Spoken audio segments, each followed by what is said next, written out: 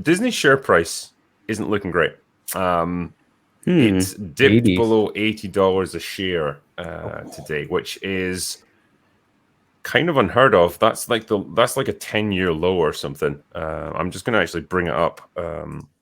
If I take a look at their share prices, so yeah, I can view the past 5 years so far. It was at an all-time high of $189.99. That was in March 2021. It's now, so basically $200 a share. It's now currently sitting at 80.57 right now as of close of trading today, but it was below $80 a share. That is not a company which is doing well right now. No. And if I don't know, man, if I was a shareholder, I'd probably want to get out from it. It's often how it goes, right? A lot of people leave, and then that encourages people to leave, and then that encourages people. Yeah. Yeah. I mean, if you keep producing stuff that just keeps not making money for you, the stockholder is going to be like, "Thank you for the good times, but this is not looking very good. I'm going to leave now." So yeah, now it's going to hurt in their wallets. So hopefully they're going to pick up the pace and write some stories and characters. I think the whole like buying and selling of shares with companies, like it always comes in peaks and troughs, and so some people would see it as an opportunity. Like when the share price like crashes, it's like, well, okay, we can buy it up when it's super cheap and like it's probably going to rise at some point. But with them at the moment, I just don't see anything that can turn it around for them. They've got nothing really coming up that they can be particularly excited about, like film wise, that's going to boost their profits. They are facing this Hulu buyout that they have to honor. So when they bought Fox, they bought a share of Hulu, and part of their stipulations there was that they had to purchase the remainder of that, which is more capital than they actually even have access to. And so they essentially don't have money to make this mandatory purchase that they have to do contractually. And so that's going to come into effect in the new year. Unless I'm missing something, they kind of seem a bit screwed financially. I just don't know how they dig themselves out of this hole. And I heard rumors too, just yesterday about like Bob Iger wanting to hold on to being CEO as long as possible and then like sell off to Disney, which I think I actually said like 2 months ago in my Death of Disney video, was that those rumors swirl like every quarter, it seems. But seems like that's getting more and more intense. And also the rumors too that he just wants to sell off like bits and parts. Well, they've taken down ESPN, haven't they? So that's now going to be part of a separate subscription service. It was part of Disney Plus, which I don't know, man. Like at a time when the economy is kind of in trouble and people's cost of living is rising and rising, to then say like, well, we're going to now charge you more for giving you less. And now if you want ESPN, you want to watch your sports, you have to now pay a separate fee for that. I don't know how many people are supposed to go along with that. That's bound to piss off a lot of people. Absolutely.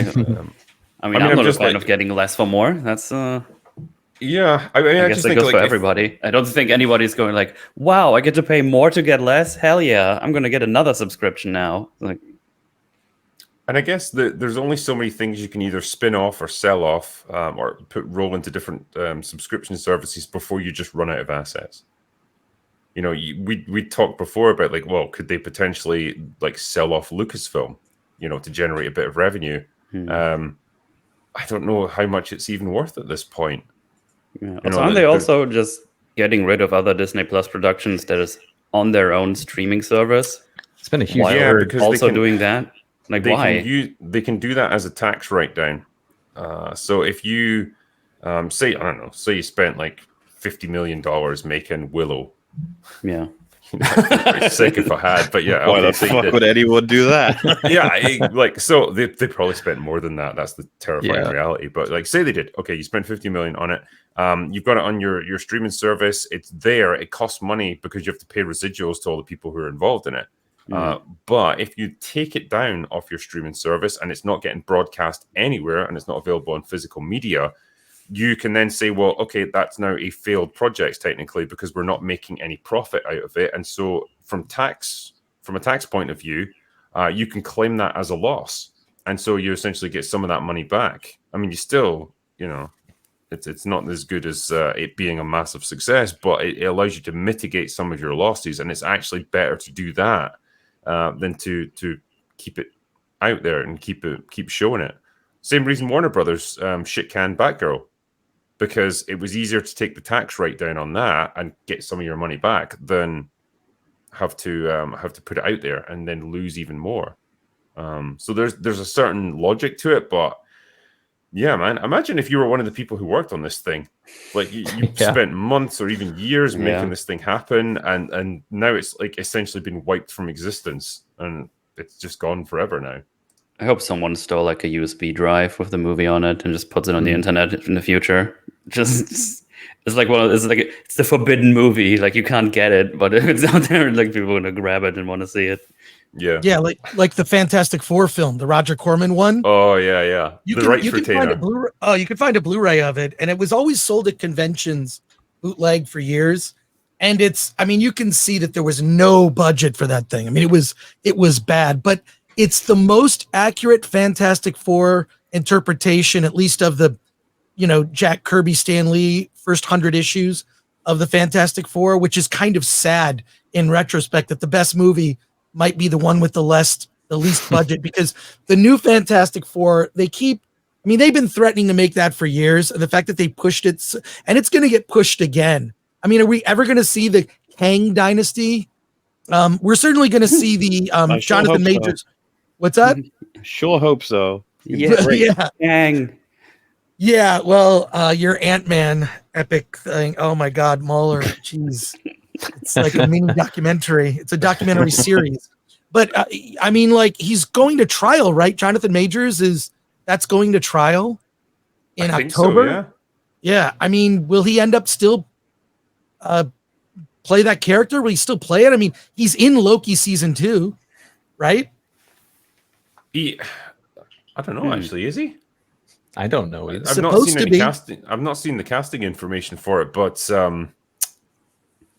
yeah, I mean, I think with the negative publicity around him, particularly what he's accused of, it's really tough for a company like Marvel or Disney to stand by him, I guess, because of what what their ethos is.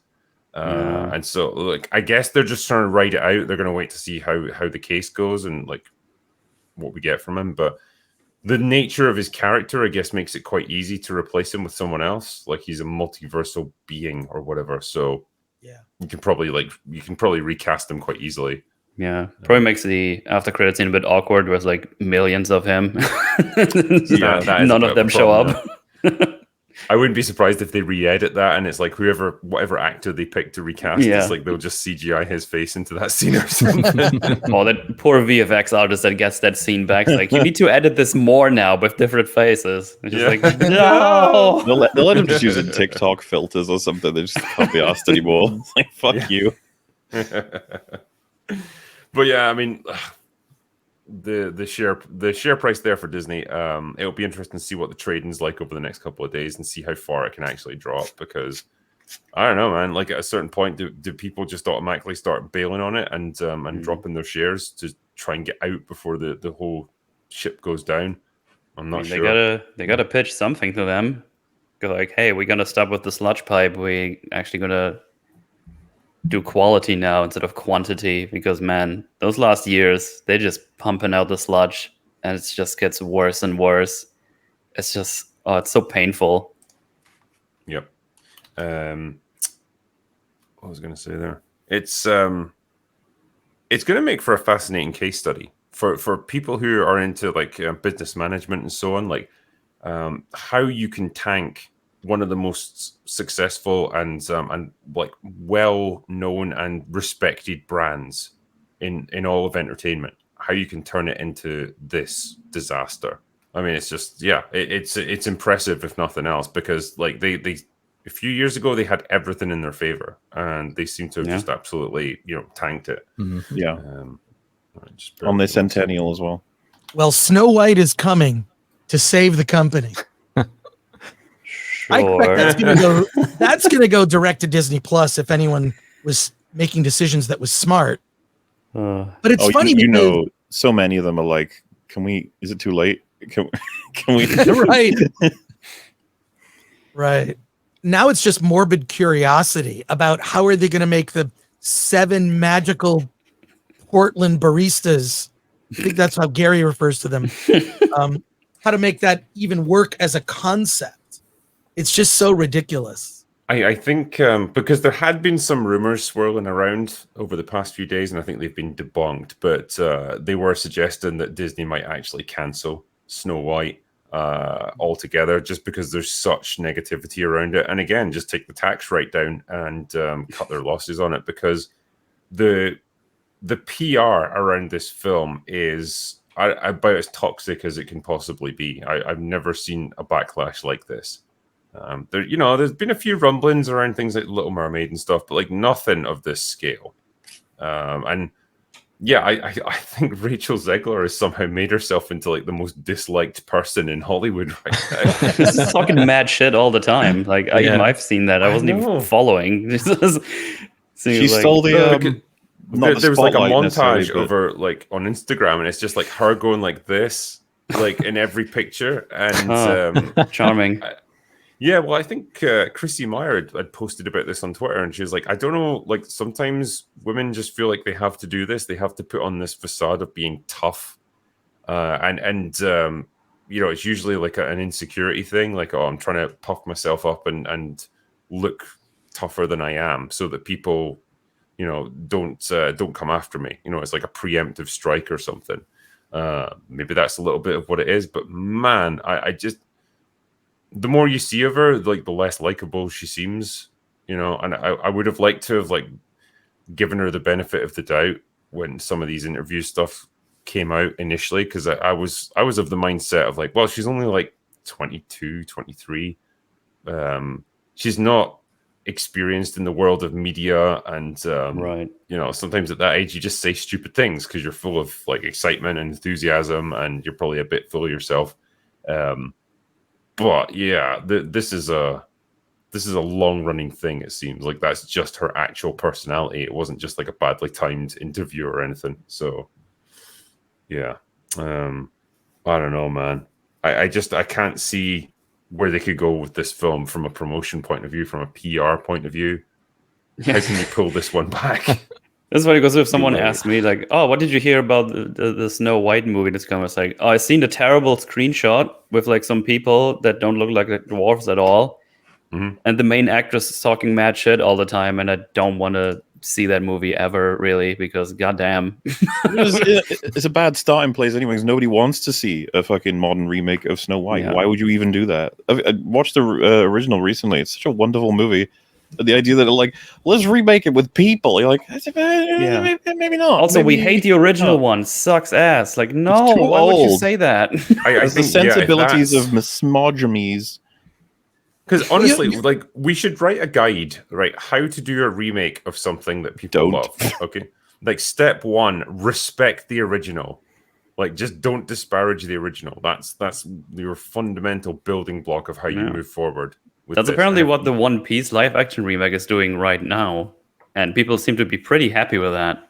God, it's so crazy, isn't it? Like that's the key fact you hear about, is that they're like, oh, they didn't shit and piss on everything. It doesn't Like, make me want to die. Do you remember all the sequels that they made in the 90s to the classic animated Disney classic animated films? They made Bambi 2. Like, as that's when they had the VHS plant. Yeah, that all happened. So they've always looked for ways to kind of milk, their idyllic past. And the lack of respect from Zegler is just, she's like the new Brie Larson, although Brie Larson's been pretty quiet lately. Yeah. It's like she knows. It's not likable. Well, honestly, it's like I can just be quiet now, right? Brie Larson texts Rachel saying, "You should talk more. You should do more." Maybe I'll get some roles. Really, Let's talk more. Yeah, but yeah, like, I mean, I guess like sometimes actresses or actors can turn it around, and like, I wouldn't want to shit on Brie Larson, like, if she actually just like chilled the fuck out now, like, because there was that really cool moment at I think it was the Cannes Film Festival, where like some reporter had asked her like, "Oh, what do you think about Johnny Depp being here? In light of the trial and everything." And her response was just like, "Why are you asking me specifically?" It's like, "What, you're trying to get some gotcha out of me or something?" It's like, I'm not playing that game. Well, if the Wilders were honest, he'd be like, "Yes, please say something crazy and embarrassing." Yeah, and like I kind of respected her for just having the common sense to be like, "No, I'm not getting involved in this."